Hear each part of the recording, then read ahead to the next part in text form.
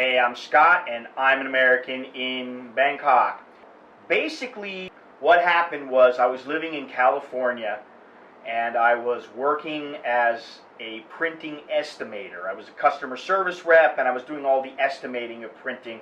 I had experience in printing, and I landed a job out in the Palm Springs area. And basically, I did all the estimating of jobs and dealt with the customers. Well, I worked there for quite a few years, and every year I'd make a trip to the Netherlands, and every time I went, I always thought about, wow, how could I live here? I really would love to live in the Netherlands. Such a great place, and to this day, I love the Netherlands. So if you're Dutch out there, yeah, I love Breda, Rotterdam, Amsterdam, cool places there. Anyway, so what happened was after a while, it became apparent that the owner didn't have quite as much pep in his step. He was getting older. And then one day the manager came and said, and he was a friend of mine, his name was Ralph, and he came to me and he said, you know what, the owner has a heart problem, and Friday's the last day, we're shutting it down. I said, whoa, wow. It was a big surprise. And the thing is that if you're working in the desert area, you're either working in a resort or with people who are tourists or whatever. Basically it's a tourist town. So for me, this was a big thing because I didn't know where I was going to work. And I was worried because here I was all the way out in the desert area, and I didn't know what I was going to do for work. And I spent the next couple of days thinking about what am I going to do. And then it dawned upon me on Friday that if I knew all the customers, I was dealing with all the customers. And in the past, I had brokered jobs on my own. I had brokered paper for different companies. I had brokered brochures, four-color brochures, and all kinds of other things for different companies. And I had made money on the side. And that allowed me to travel to London one year. And basically, I knew enough to feel comfortable. So I got the customer list. I printed it all out. I talked to the owner. I said, I'd like to continue doing business. I'll just be a broker. I know places that will do the printing. And is that okay? Yes, it's okay. All right. Great. He wished me luck. And then come Monday, there was a British woman who had just divorced from her husband. She owned a golf cart company, and she was just pissed off at the guy and basically bitter towards him. And she said, listen, you know what? If you need an office, I got an office in the back of my warehouse. You can shut the door in the middle, and it will be it'll be all your office. Nobody will know there's a golf cart company in the back, or rather in the front, and I'll rent it to you for $100 a month. And I said, wow, can't beat that. So I had a good relationship with her. I did printing for her and gave it to her basically at cost. And I got a place for $100 a month. I went out and bought some furniture. And then I proceeded to call every single customer on the customer list and told them that I was taking over the printing, that I would get them prices that were the same or even a little bit lower. You've been dealing with me all these years, so why not continue dealing with me in the future? And I'd say 90% of them stayed on with me. And the first couple of months were rough, trying to figure things out, but in time, things worked out just fine, you know. So I started making money, and I started having more money than I had ever really made in my life. I started making money. I was having a great time, but basically, I was spending the money as fast as I could. My girlfriend at the time liked to drink champagne, so I was buying Dom Perignon. I was buying all kinds of bottles of fine tequila and spending money. We were going places and doing things that cost a lot of money. We were going out to dinner. The dinner was a couple $100 for two of us, and so it was nice. But in hindsight, I probably could have been better with my money. Now, the thing is that I started getting stressed out because I had a lot of pressure on me. I had all these people counting on me, and I didn't want to screw up. You know, I had a casino that I had done business with for many years, and they were giving me free tickets to fights, and I was meeting all these fighters, and I would go to all these events, and I was still making, I would give them a discount for doing that, but I was still making really, really good money, and I was making quite a bit of money from them. So I wanted to make sure that everybody was happy, so I was under a lot of pressure, or at least I thought I was.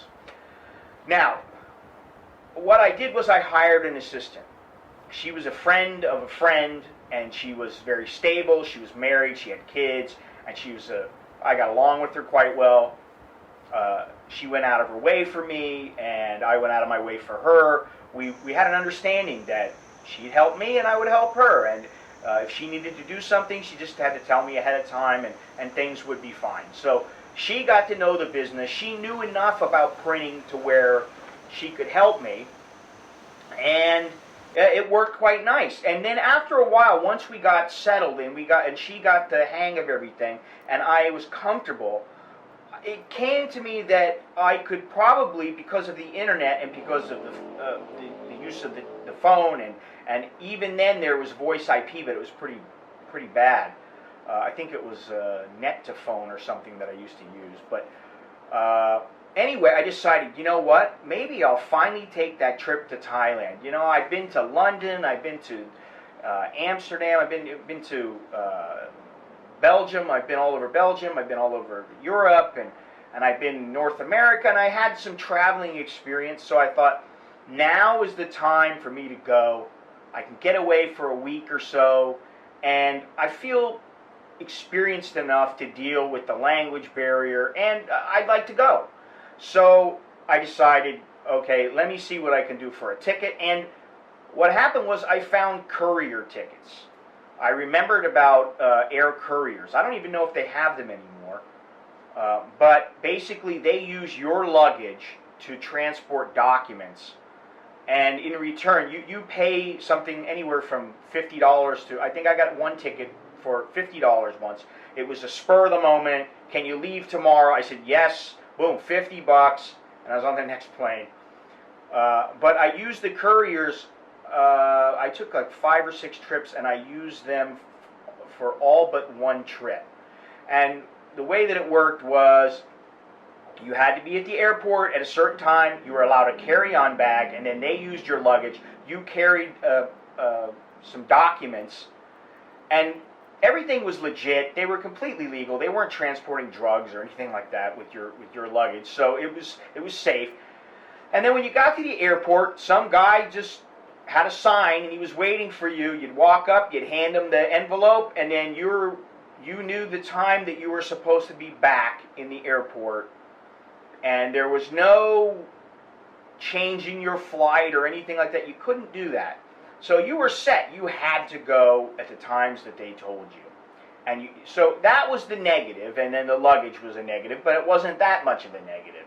So I went back and forth, and I thought, wow, you know, I had wanted to live in the Netherlands, and I thought, wow, you know, I remember the exact time I was going down the river up in, I think it's the Mamping or something like that. It's up in Chiang Rai.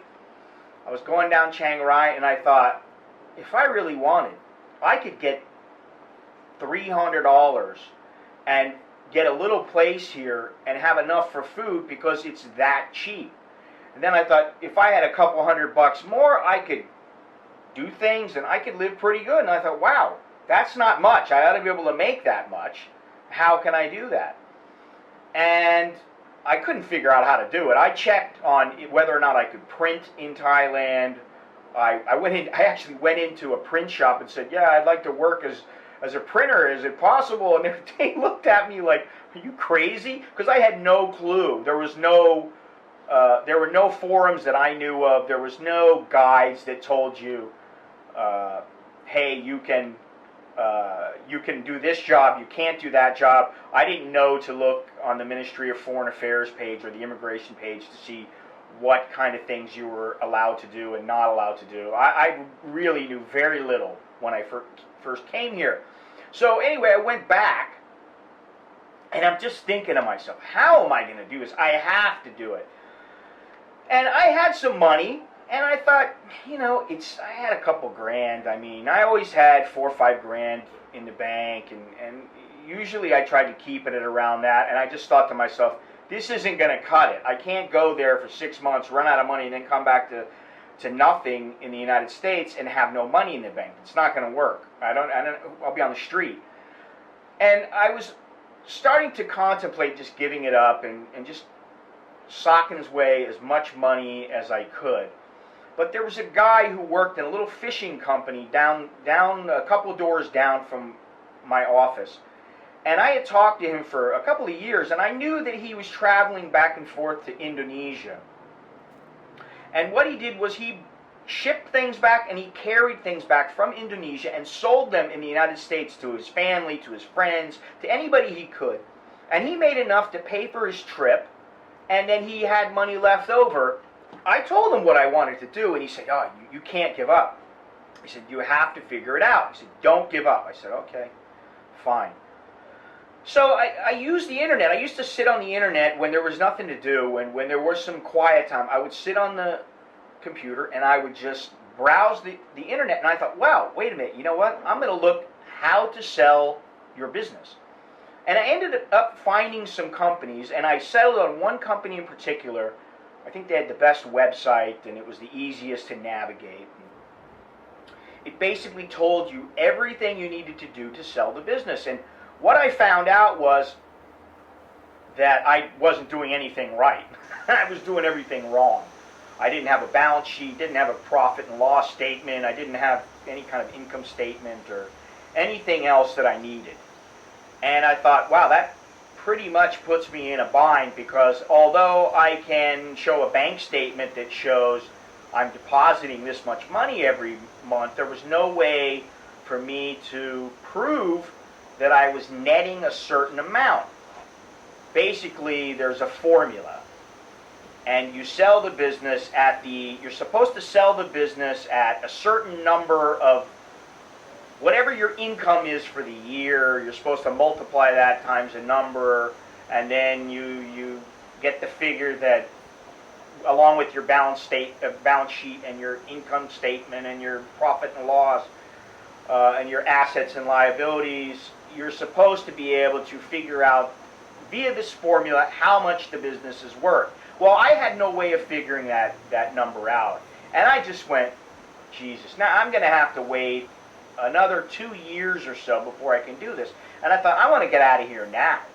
I want to leave, man. I want to get out of here. I can live in Thailand at least for a year, and things, I'll come back and I'll be relaxed. And actually what I thought was, I will have time to finally get to know myself without the stress of day-to-day life, without worrying about taking care of the customer. Is my boss happy? Are all the bills paid? And, I had a girlfriend, and she was a great girl, but there was a couple things missing in our relationship, and we kind of knew that it wasn't going to go anywhere. We knew it wasn't going to go anywhere, and I actually asked her, which I don't know why I did this, but I said, do you want to go to Thailand with me? She didn't want to go to Thailand on a trip, much less move there. She was a real estate agent, and I remember when I asked her, I remember very distinctly what she said. I asked her, I said, would you like to go to Thailand with me? I'll pay for your ticket, I'll pay for the hotel and everything. All you have to do is have a little spending money for yourself. And she said, why would I want to go to Thailand? It's filthy there, and they don't even speak English. And I thought, wow. With everything else that was kind of lacking in the relationship, I don't see it going anywhere with that mentality, because I don't have that same mentality. I have the mentality that I want to explore things. I want to see the dirtiest, the dingiest, the the most grotesque, and I want to see the cleanest. I want to see the extremes. I don't want to just see the average, everyday kind of lifestyle. And in Palm Springs, I had a pretty good lifestyle. I mean, I had a nice apartment. I was living with my girlfriend. We had a nice apartment. I was able at one point. What I did was I gave up the office because I didn't have to pay for the rent. I didn't have to pay everything, and I was trying to get as much money as I could together. I gave up the office. I didn't have to pay for electricity, which was actually that was a couple $100 a month because of the air conditioning that I used in my area. And we figured out a formula, and it didn't work out to be very good. So I ended up paying quite a bit for using the air conditioner, and it was hot there also. But anyway, basically, I decided that I would just work out of my apartment. And we'll see what happens. I'll see, can I sell this business? Can I save enough money to where if I sell the business or if I get rid of it or I just stop, I have enough money to last me for, say, a year. And then I'll figure out what to do when I come back. So I used to sit by the pool on the cordless phone, making phone calls, making business calls, and then I would have my assistant go and pick up jobs and pick up checks and stuff like that. And it worked out pretty good. I did that for probably 3 to 4 months. And then there was a guy who had a print shop, and he was a printer. He had equipment. I had been a printer, but I eventually became an estimator. Anyway, I knew the guy outside of printing, and we had been pretty good friends. And he opened up a print shop down the street, and he had his customers, I had my customers. And when he heard, in passing, I told him, I said, hey, man, I want to get rid of my business, man. I'm stressed out, and I want to see the world. There's more to the world than just right here. I want to see the world. I want some fun, man. I want to see things. I want to experience life outside of just going to work every day. And he said, wow, so you're trying to sell your business? And I said, yeah, but, I don't have a profit and loss sheet. I don't have assets and liabilities. I mean, I said, you know how it is. I had $500. I bought furniture, got the price list or the customer list, and that was it, basically. I paid to move into the office, and with $500, I had myself a business that was making quite a bit of money, And he said, are you sure you want to give it up? And I said, man, I want to give it up. I want out of here. And, maybe it was more stupidity than guts, but I just wanted something different. So he made me an offer, and the offer was he'd give me 10 grand in cash, and he would wire transfer me $1,000 a month for 2 years. Now, I didn't particularly like that, but at the time I wasn't savvy enough to go to the bank and say, listen, I need a letter of credit. This guy needs a letter of credit. I want to make sure I get paid one way or the other. So we just did a handshake deal. He gave me a check for 10 grand. I went to the bank, and then basically, a few days later, I was on the plane for Thailand. I had been to Thailand 5 or 6 times. I knew people, and what I remember most, I remember a couple things about coming to Thailand.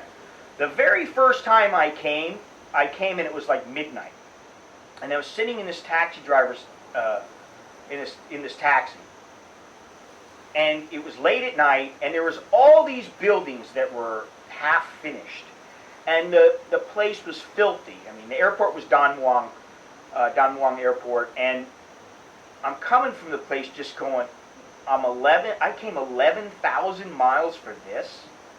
I mean, look at this place. I can't believe I spent my money to come here. But in time, the place kind of grows on you. The smells, the people, the sights, the half-finished buildings, and the atmosphere, the electricity of the place. And I remember that, and then I remember the feeling that when I got off the plane and I was moving to Thailand, I felt So actually, it was before then, but I felt so free. I felt free of stress and free of. I just felt completely free. And actually, what ended up happening was on the Monday that I opened my business, the brokering business, there was a guy who had a print shop in the area. And he knew that I was vital to the operation because I knew all the customers. And he said to me, come see me on Monday and let's talk. I said, okay, fine. I don't know what you want to talk about. I didn't particularly like the guy. He was a bit arrogant. And what was funny was that he was British also, which I got nothing against Brits at all, but he just happened to be British, and he was a bit arrogant, and I didn't particularly like him. And I think he kind of talked down to me a little bit, and I didn't like that. And he said to me, he said, listen, I'm buying the business. I'm taking over. This business is not closing down. And you're not going to get the customer list. I said, well, I already got it. He said, yeah, but I'm not going to let you use it.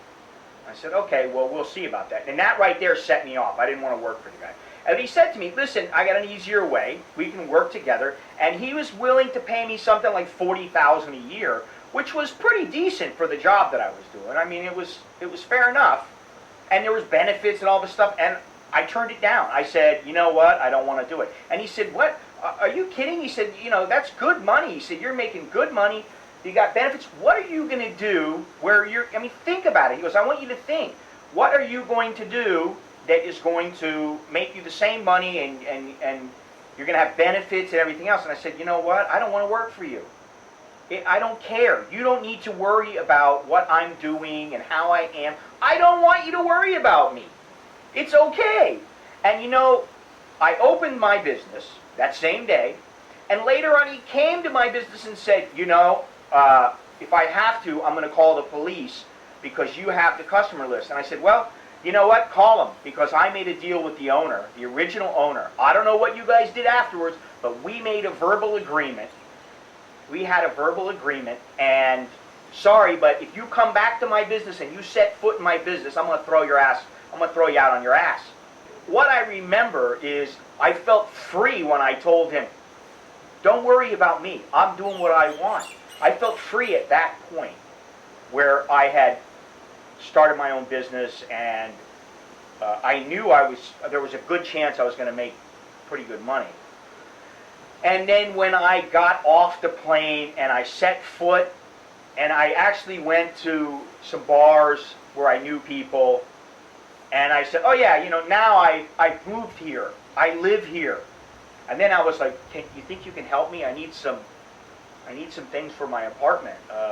Can you help me find an apartment? I don't even know I don't know where to go shopping. I didn't really know much of anything other than I like Thailand. And then from there, things took off. I have been reading and hearing about how people think that it's such a courageous thing to move, and it's a big deal, and you've got to do this and you've got to do that. There's so much to do before I make the move. Well, the truth is, for most people, it's pretty simple. Clean up all your bullshit at home. Fix your problems. Clean up your bullshit, whatever it may be. Handle things so you know where you can, like if you got credit card bills, figure out how am I going to pay my credit card bill online. If you got alimony payments, how am I going to get the money to the ex? If I got child support payments, how am I going to pay them from Thailand? You know, clear up all your shit. Buy the ticket, get on the plane, and get your ass over. And that's about it. So, the way I look at it is it's either black or white. You're either going to do it or you're not. You either got the balls or you don't. You got the guts or you don't. However you want to think about it. I like black and white photography, and I like it because, well, for a couple of reasons. I like it because the colors don't detract from the subject, but I also like it because while there are shades of gray in life, there is also black and white.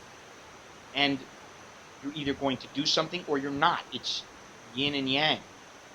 Yes or no. Make the move, don't make the move. Shit or get off the pot. It's very simple. So I don't buy that it's all that difficult to do, and it's so courageous and it's gutsy and it's this and it's that. I mean, listen, it is what it is. You got the money for airfare? Basically, it boils down to you fly over and you need to have enough money to support yourself, whether it's just to pay for a shitty little apartment and food, or pay alimony, keep up with the house payments, whatever it is. And once you figure out how to do that, or if you can do that, you are capable of doing that. It's easy, man. I mean, the thing is, are you going to pull the trigger? Because I never had any doubt that I was going to pull the trigger. I knew I was going to pull the trigger. I knew right from the beginning, I'm going to pull the trigger. I know that the time will be right eventually, and I will take the step. I will fire the shot. I will do what I have to do. So I don't buy that it's all that difficult and courageous, and I also don't buy that I'm lucky. There are some people who said, "Oh, you're so lucky. You live that lifestyle. You live over there. Oh, you're so lucky." I don't buy that shit at all, because I busted my ass to get here and to stay here, and I've done all kinds of things that I never expected, and I've pushed myself. And sometimes I didn't want to. Sometimes I didn't like doing things, but I did them. I didn't like teaching English. I hated it, but I did it because I had to pay the bills. Let me get back on track here. But I got the money. I sold my business, bought my ticket, sold off most of my stuff. I packed up 3 bags. One bag had my clothes in it, one bag had my CD collection in it, and the other had a backpack with a couple magazines, my Let's Go Thailand guidebook, and my passport. The night before I was going to leave, my buddies took me out, and we went out to this rinky-dink, hole-in-the-wall bar, and they got me shit-faced drunk on tequila. I probably had 15 shots of tequila over the course of the night, and they basically pushed me into my apartment. I stumbled over to the bed, fell into the bed, and somehow I managed to wake up in time to get in the van for the airport. Fell asleep in the van, still drunk, checked in, still drunk, got on the airplane, still drunk, fell asleep, sweaty, stinky, sticky, still reeking like tequila, and I woke up a couple hours away from Tokyo. We arrived in Tokyo, and it was at Narita Airport. I always remember Narita because they've got that shitty little waiting area that's just a circle. There's not much there at all, and it's a shithole. I mean, there's nothing there. And I couldn't sleep because I just couldn't sleep there. And get back on the plane bound for Bangkok, fall asleep again, feeling like shit, but I still felt good because I felt free. Free to do what I wanted to do, and free to go where I wanted, when I wanted. I didn't have to answer to my boss. I didn't really have any bills. I didn't have anything. Just had a pocket full of money, and it's okay, let's go. That's what I did. And when I got to Bangkok, checked into the Nana Hotel, took a shower, and went right out. Next day, called up some of my buddies that I had met, got in touch with them. We all went out, and that quickly became my routine. Now, I had gone there with the intent on training in Muay Thai. Well, just as my lessons in Thai came second to partying and running around with women and hanging out with my buddies, well, training in Muay Thai came second also. After about a week of staying in the Nana Hotel, I went to this girl that I knew, and she found an apartment for me, 7,500 baht a month, at the end of Sukhumvit Soi 1, conveniently located across a building full of Nana prostitutes, and that was where I called my home for about a year, I guess a year and a half. and the place was not furnished, although there was a bed in it. So I said to her, "Can you please help me out? I need some things. I need sheets. I need towels. I need this. I need that." Made a list up. She said, "Okay, I'll help you out." I gave her 5,000 baht or so. She came back with receipts and these big bags of stuff. There's pink and blue sheets, and a pink blanket and a blue blanket. Definitely not my style. And then there's these little velvet wall hanging things and these little cheap fans. And my room looked like it had been decorated by a hooker. And anytime I had people in my room, they all asked the same question. Did this place come furnished like this? But I think they were just fucking with me because they knew I wasn't going to decorate it like that. And probably no apartment owner was going to decorate it that way either. So that was kind of funny. But anyway, this girl had been, she was cleaning my room for me. She didn't really want any money, but I would give her like 500 baht or something. So it was like once or twice a week, and I would give her like 500 baht. And I ended up giving her the key to my place. And one day I came back, and she had come into my room and cleaned the room, and it was spick and span. It was so clean, and my clothes were all folded and everything. And in the corner, I see this big figure. It's kind of dark. I thought, what in the hell is that? And I turn a light on, and it's a big yellow Tweety bird. The thing was almost as tall as I am. So it was like about 4 foot, 5 foot, almost 5 foot tall. Stuffed animal. And I just thought, man, it just doesn't get any. Just, how did I get myself in this situation? I'm in a little room with a Tweety bird, pink sheets, little plastic wicker garbage cans that I would never purchase myself, and all these funny little wall hangings. How did I? This is not me. But I didn't.